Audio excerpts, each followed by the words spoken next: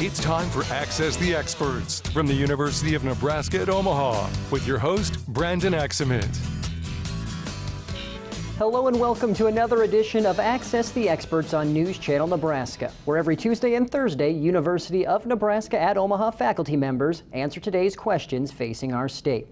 Today we have the pleasure of hearing from Dr. Matthew L. Hale, who is an assistant professor for UNO's School of Interdisciplinary Informatics. And today's question focuses on protecting yourself against internet scams. So today's question is, what makes someone vulnerable to spam and phishing attacks? Thanks, Brandon. That's a great question. Phishing actually originates like the term you go with your family out fishing. There's bait that you throw out on a pole, and you actually hope that some fish will come up and bite it. And just like fish come up and bite it, well, that's exactly what attackers online are trying to do when they send you emails or social media posts that contain these malicious links that they're trying to get you to click on. They hope to catch you, steal some of your information, and ultimately do things like steal your money, take credentials that they can then use to log into your online accounts, maybe your bank account or your social media accounts, or actually even maybe corporate accounts where you work, and steal some things like intellectual product from the companies.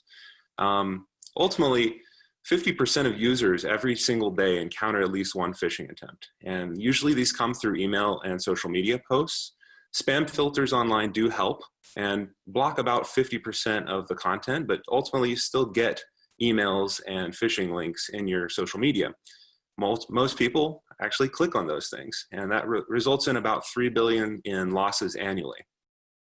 This is a huge problem that continues to replicate itself. You see that new phishing sites are actually launched about every 20 seconds, every single day, all day long. At UNO, we've actually conducted a number of studies with about 500 users to determine what makes phishing quite so fishy. And in my lab, that started with a project called CyberTrust, which was sponsored by the Air Force Office of Scientific Research, where we actually looked at exactly what makes phishing so fishy. And we determined that things like appeal to authority, where there's an authority figure in your life, like the government or your boss, are very effective. Appeals to greed, where you have some ability to earn something by clicking on those links, are really effective. Urgency, intimacy, and legitimacy are quite effective techniques we often see. Usually that comes with things like PayPal or Apple, Google, and Facebook, these companies that we largely trust and know.